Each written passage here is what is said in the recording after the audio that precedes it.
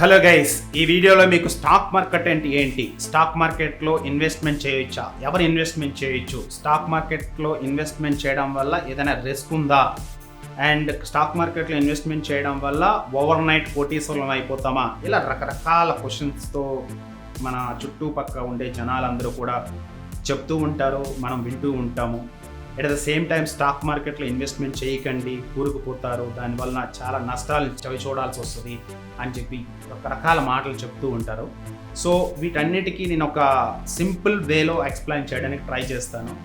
So మీకు నచ్చినట్టయితే ఈ వీడియోకి ఒక లైక్ ఇవ్వండి అండ్ ఫర్దర్ వీడియో మొత్తం కంప్లీట్గా చూడండి. కంప్లీట్గా చూస్తేనే మీకు అర్థమవుతుంది నా ఇంటెన్షన్ ఏంటి అనేది. కంప్లీట్గా చూడకపోతే నేను ఎన్నో మంచి మంచి పాయింట్స్ చెప్పినవి మీరు మిస్ అవుతారు.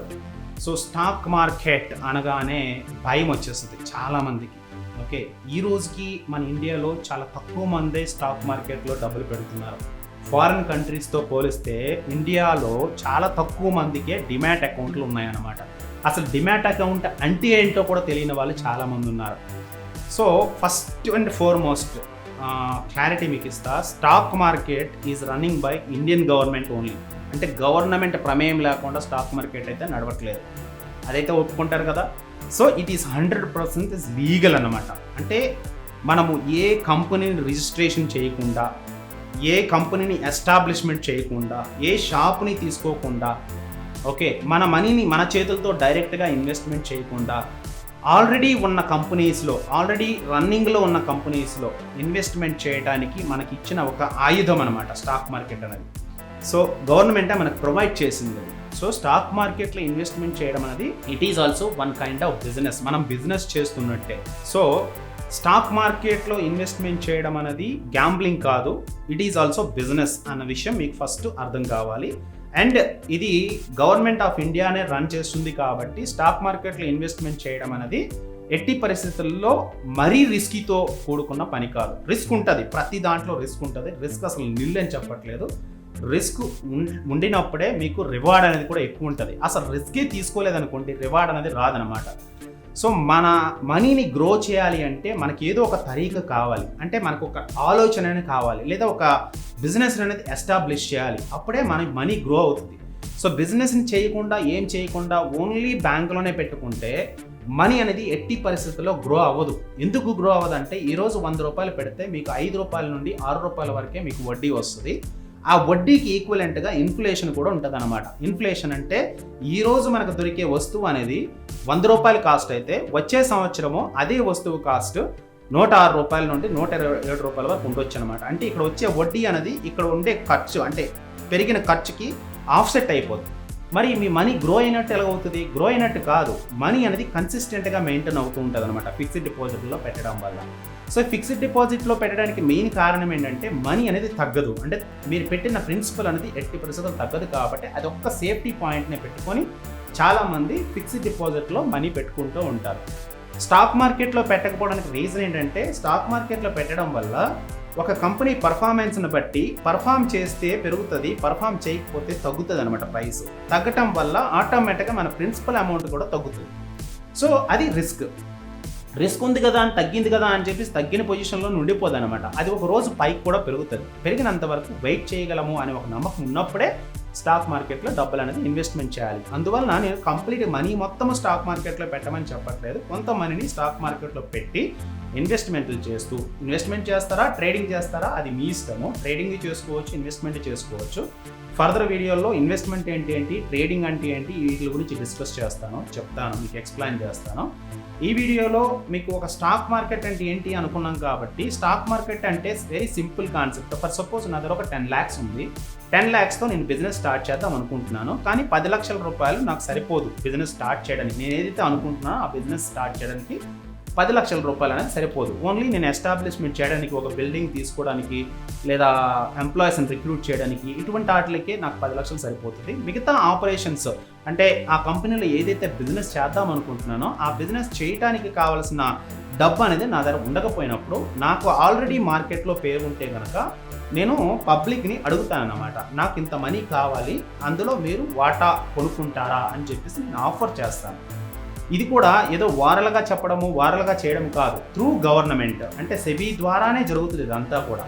సో ఎప్పుడైతే మార్కెట్లోనికి ఐపీఓగా నేను వస్తానో జనాలు నా మీద ఉండే ట్రస్ట్కో లేదా నా బ్రాండ్ వాల్యూకు నా మీద ఉన్న ట్రస్ట్కో నమ్మి వాళ్ళు మనీ పెడతారు. దాన్ని ఇనీషియల్ పబ్లిక్ ఆఫరింగ్ అంటారు అనమాట. సో ఇది ప్రైమరీ మార్కెట్. ఎవరైతే మనీ పెట్టారో, మనీ పెట్టిన తర్వాత నా దగ్గరికి టోటల్ 90 లక్షలు, నా దగ్గర ఉన్న 10 లక్షలు మొత్తం కలిపి ₹1,00,00,000తో నేను బిజినెస్ చేయడం స్టార్ట్ చేస్తాను. సో బిజినెస్ చేయడం స్టార్ట్ చేసిన తర్వాత కొన్ని సంవత్సరాల తర్వాత లేదా 1 సంవత్సరం ఆగిన తర్వాత 2 సంవత్సరాలు ఆగిన తర్వాత నేను ఆల్రెడీ ముందే నేను ఐపీఓగా వచ్చినప్పుడే నేను ఈ పలానా టైంకి నా బిజినెస్ ఈ లెవెల్కి తీసుకొస్తాను అని చెప్పుంటాను అనమాట ఆల్రెడీ. అదేవిధంగా నేను చెప్పినట్టే జరుగుతూ ఉంటే కనుక ఈ మార్కెట్లో నేను ఏదైతే షేర్స్ పెట్టానో ఆ షేర్స్ అన్ని వాల్యూ అనేది పెరుగుతూ ఉంటుంది. ఎవరెవరైతే ఇన్వెస్ట్మెంట్ చేశారో 90 lakhs పెట్టారో వాళ్ళు చివరి వరకు నాతో పాటు ఉండాల్సిన అవసరం లేదు. వాళ్ళు ఏం చేయొచ్చు అంటే ఏదైతే లిస్టింగ్ రోజు ఉంటుందో లిస్టింగ్ రోజే వాళ్ళ గెయిన్స్ వస్తే కనుక ఆ రోజే అమ్మేసుకోవచ్చు. అట్ ద సేమ్ టైం కొంతమంది వెయిట్ చేయొచ్చు. సో అమ్మేసుకోవచ్చు అంటే ఎవరికి అమ్మేసుకోవచ్చు? నాకు అమ్మరు అనమాట. మార్కెట్లో ఇంకా వేరే వాళ్ళు ఉంటారు కదా, వేరే వాళ్ళందరూ కొనుక్కుంటారు. ఈ కొనడము అమ్మడము అంటే ఆఫర్ చేయడము బిడ్ చేయడం అనే కాన్సెప్ట్ అనేది ప్రతిరోజు నడుస్తూ ఉంటుంది. ప్రతిరోజు మార్నింగ్ 9:15 నుండి ఈవినింగ్ 3:30 వరకు, మండే నుండి ఫ్రైడే వరకు స్టాక్ మార్కెట్లు అనేది ఓపెన్ ఉంటాయి. ఆ ఓపెన్ ఉన్న టైంలో ఈ షేర్స్ అనేవి ట్రాన్సాక్షన్స్ జరుగుతూ ఉంటాయి అన్నమాట. ఈ జరగడం వల్ల ప్రైస్ అనేది తక్కువ ఎక్కువ జరుగుతుంటాయి. ఆ షేర్ తాలూకు వాల్యూ అనేది తక్కువ ఎక్కువ జరుగుతూ ఉంటాయి అన్నమాట. సో ఆ తక్కువ ఎక్కువ అవుతున్నప్పుడు ఎక్కువైనప్పుడు ఏంటంటే ఎవరైతే తక్కువలో కొనుక్కున్నారో ఎక్కువలో అమ్ముకుంటారో, ఎక్కువలో కొనుక్కున్నారో వెయిట్ చేస్తారు. కొంతమంది వెయిట్ చేస్తారు, కొంతమంది వెయిట్ చేయకుండా లాస్ని కూడా బుక్ చేసి బయటకు వస్తుంటారు అన్నమాట. అదే రిస్క్. లాస్ని బుక్ చేసి బయటకు రావడమే రిస్క్ అంటారు. ఎవరైతే వెయిట్ చేస్తారో కంపెనీ పర్ఫామ్ చేస్తే డెఫినెట్గా అది గ్రో అవుతుంది. ఈరోజు మీరు తీసుకుంటే కనుక స్టాక్ మార్కెట్లో ఇన్వెస్ట్మెంట్ చేయడానికి భయపడుతుంటే కనుక, ఇప్పుడు ఎగ్జాంపుల్ మీరు ఒక పెన్షనర్ లేదంటే ఒక గవర్నమెంట్ ఎంప్లాయీ అనుకుంటే, గవర్నమెంట్తో మీద నమ్మకంతోనే కదా గవర్నమెంట్ ఎంప్లాయీగా మీరు పనిచేస్తున్నారు. ప్రతి నెల మీకు ఒక శాలరీ వస్తుందని ఒక నమ్మకంతోనే పనిచేస్తున్నారు. మరి అటు ఆర్గనైజేషన్లో షేర్స్ కొనుక్కోవడంలో తప్పేంటి? ఇప్పుడు ఎగ్జాంపుల్ ఎస్బీఐ బ్యాంక్ ఉందనుకోండి. ఎస్బీఐ బ్యాంక్లో కొన్ని లక్షల రూపాయలు ఫిక్స్డ్ డిపాజిట్ చేస్తారు, ధైర్యంగా పడుకుంటారు. అదే కంపెనీ గ్రో అవుతుందని ఒక నమ్మకంతో ఆ కంపెనీ షేర్స్ కొనడానికి మాత్రం భయపడతారు. ఎందుకు భయపడతారంటే ఈ సెకండరీ మార్కెట్లో హెచ్చుతగ్గులు జరగడం వల్ల మన షేర్ మార్కెట్లో ఉండే మన వాల్యూ తగ్గిపోతుందనే ఒక భయంతో వెంటకంటే అమ్మడం వల్ల వాల్యూ అనేది తగ్గుతుంది. తగ్గినది అలాగే ఉండిపోతుందా?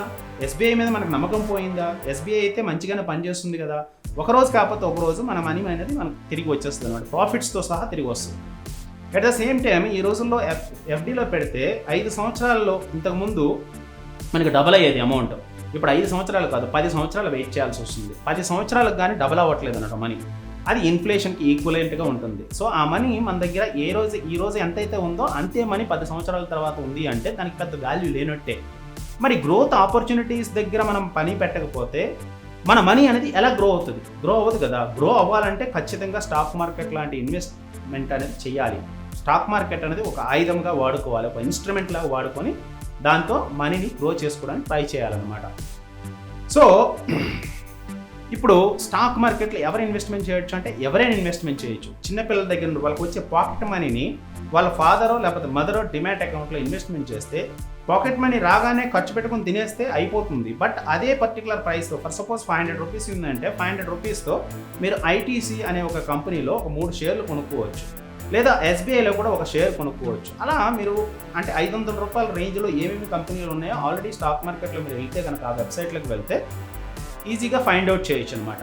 ఇప్పుడు మరి ఏ కంపెనీలో పెట్టాలి, ఏ కంపెనీలో పెడితే రిటర్న్స్ వస్తాయి అనేది అగైన్ నాలెడ్జ్. అంటే ఎక్కడ పడితే అక్కడైతే మనీ పెట్టరు కదా. ఇప్పుడు ఫర్ సపోజ్ మీరు ఒక ఇన్సూరెన్స్ పాలసీ బై చేయాలంటే ఎవరో వచ్చి ఇన్సూరెన్స్ పాలసీ గురించి చెప్పారు కదా అని చెప్పేసి ఇన్సూరెన్స్ పాలసీ కట్టరు కదా. ఏ ఇన్సూరెన్స్ పాలసీ బెటరో మీకు సూటబుల్ అని చూసుకునే కదా ఇన్వెస్ట్మెంట్ చేస్తారు. At the same time real ఎస్టేట్లో ఒక ప్లాట్ కొనాలంటే ఎక్కడ పడితే అక్కడ ప్లాట్లు కొనరు కదా. మీరు ఎంతో రీసెర్చ్ చేసి ఎన్నో ఆథరైజేషన్స్ ఉన్నాయో లేదా చెక్ చేసుకొని అప్పుడే కదా ఇన్వెస్ట్మెంట్ చేస్తారు. ఎక్కడ పడితే అక్కడ ఇన్వెస్ట్మెంట్ చేస్తే అది కూడా రిస్కే కదా. ఇన్సూరెన్స్ పాలసీ అయినా రిస్కే, లేదా మీరు ఒక ల్యాండ్ కొన్నా సరే రిస్క్ కిందకే వస్తుంది. సో అక్కడ మీరు రిస్క్ ఫీల్ అవ్వంది. ఇక్కడ ఎందుకు రిస్క్ ఫీల్ అవుతున్నారంటే అక్కడ ఏంటంటే ఫిజికల్గా మీకు ఏదో ఒక ప్రోడక్ట్ వస్తున్నట్టు కనిపిస్తుంది. ఇక్కడ ఫిజికల్గా మీ చేతికి ఏది ప్రోడక్ట్ రాదు అనే ఫీలింగ్తోనే మీరు ఇక్కడ భయపడుతూ ఉంటారనమాట. ఇక్కడ కూడా ఒక కంపెనీలో ఇన్వెస్ట్మెంట్ చేయగానే ఆ కంపెనీకి సంబంధించిన కొన్ని షేర్స్ అనేవి అలాట్ అయ్యి డిమాట్ అకౌంట్లో డిజిటల్ ఫార్మాట్లో మనకు వచ్చేస్తాయి అనమాట. మన బ్యాంక్ అకౌంట్లో మనీ ఎలాగైతే నంబర్స్ రూపంలో కనిపిస్తుందో ఇక్కడ కూడా నంబర్స్ రూపంలో పలానా కంపెనీలో ఇన్ని షేర్లు మీకు ఉన్నాయి అనేది చూపిస్తారనమాట. సో ఆ కంపెనీ పర్ఫామ్ చేస్తే ప్రతి సంవత్సరము మీకు డివిడెండ్ రూపంలో కొంత మనీ కూడా బ్యాక్ వస్తూ ఉంటుంది. కోర్స్ అది ఎఫ్డీకి ఈక్వలెంట్గా ఉండకపోవచ్చు, బట్ షేర్ మార్కెట్లో, సెకండరీ మార్కెట్లో ఎక్కడైతే ప్రైస్ పెరుగుతూ ఉంటుందో ఆ ప్రైస్ పెరగడం వల్ల వచ్చే ప్రాఫిట్స్ అనేవి హ్యూజ్ ఉంటాయి. కోర్స్ మంచి కంపెనీలో ఇన్వెస్ట్మెంట్ చేస్తే, ఫండమెంటల్ అనాలిసిస్ చేసుకొని కరెక్ట్గా వాల్యూ ఇన్వెస్ట్మెంట్ చేస్తే ఖచ్చితంగా మంచి ప్రాఫిట్స్ అనేది తీయొచ్చు అనమాట. ఈరోజు మీరు చూస్తే కనుక మ్యూచువల్ ఫండ్స్ కానీ, ఇన్సూరెన్స్ కంపెనీస్ కానీ, పెద్ద పెద్ద ఆర్గనైజేషన్స్, ఫైనాన్షియల్ ఇన్స్టిట్యూషన్స్ అందరూ ఎక్కడ ఇన్వెస్ట్మెంట్ చేస్తున్నారంటే, ఒకటి షేర్ మార్కెట్లో ఇన్వెస్ట్ చేస్తారు, లేదా బాండ్స్లో ఇన్వెస్ట్ చేస్తారు, ఇలా గోల్డ్లో ఇన్వెస్ట్ చేస్తారు. ఇలా రకరకాల ఇన్వెస్ట్మెంట్లు చేయడం వల్లనే వాళ్ళు మనీని అనేది గ్రో చేయగలుగుతున్నారు. సో మీకు స్టాక్ మార్కెట్ డైరెక్ట్ ఇన్వెస్ట్మెంట్ చేయడం భయం అనుకుంటే కనుక మ్యూచువల్ ఫండ్స్లో కూడా ఇన్వెస్ట్మెంట్ చేయొచ్చు, బట్ అక్కడ కూడా ఛార్జెస్ ఉంటాయి. సో మీకు ఉన్న నాలెడ్జ్ని, మీ మీద ఉన్న ట్రస్ట్, మీకు ట్రస్ట్ లేకపోవడం వల్ల వేరే వాళ్ళ మేనేజ్ చేస్తున్న ఫండ్ మేనేజర్ల మీద నమ్మకంతో మ్యూచువల్ ఫండ్స్లో ఇన్వెస్ట్ చేయడం వల్ల మీకు మంచి ప్రాఫిట్స్ వచ్చే అవకాశం ఉంది. కాకపోతే డైరెక్ట్గా ఇన్వెస్ట్మెంట్ చేయడం వల్ల మీకు ఒక సాటిస్ఫాక్షన్ ఉంటుంది, మీరు కొన్ని కంపెనీలని స్టడీ చేసిన ఒక అవగాహన వస్తుంది, మీరు న్యూస్ ఫాలో చేయడం వల్ల చాలా విషయాల గురించి అర్థం చేసుకోవచ్చు.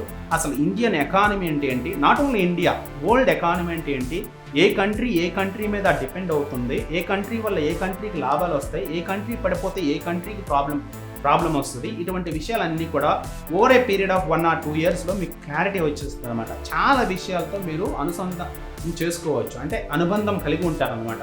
మీరు ఫిజికల్గా మనుషులతో మాట్లాడకపోయినా సరే చాలా విషయాలతో మీరు ఆల్రెడీ కనెక్టివిటీలో ఉంటారు. ఇది కొంతవరకు ఒక జనరల్ నాలెడ్జ్ తీసుకొచ్చి పెడుతుంది, మీ డబ్బుని గ్రో చేసుకునే ఒక ఇన్స్ట్రుమెంట్ లాగా ఉపయోగపడుతుంది.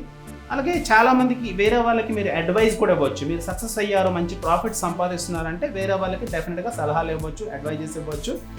కోర్స్ అగైన్ రిస్క్ అయితే ఖచ్చితంగా ఇక్కడ ఉంటుంది, ప్రతి దగ్గర కూడా రిస్క్ ఉంటుంది, ఈవెన్ జాబ్లో రిస్క్ ఉంటుంది, జాబ్లో కూడా రిస్క్ ఉంటుంది. కోర్స్ ఇక్కడ ఏంటంటే మీ పాకెట్లోంచి మనీ పోదు కాబట్టి రిస్క్ అని ఫీల్ అవ్వరు. ఎక్కడైనా రిస్క్ ఉంటుంది, అంటే రిస్క్ లేకుండా అసలు మనం గ్రో అవ్వలేము. ఓకే, సో అందువల్ల స్టాక్ మార్కెట్ మీద ఇంకా మరిన్ని వీడియోలు నేను చేయబోతున్నాను. ఒకవేళ అవన్నీ చూడాలనుకుంటే కనుక ఈ ఛానల్కి సబ్స్క్రైబ్ చేయండి. అలాగే ఈ వీడియో మీకు మంచి ఇన్ఫర్మేషన్ తీసుకొచ్చి పెట్టింది అనుకుంటే కనుక ఒక లైక్ ఇవ్వండి అండ్ బెల్ ఐకాన్ మీద క్లిక్ చేయండి, మరిన్ని వీడియోస్ మీకు వస్తే. Thank you so much, bye, see.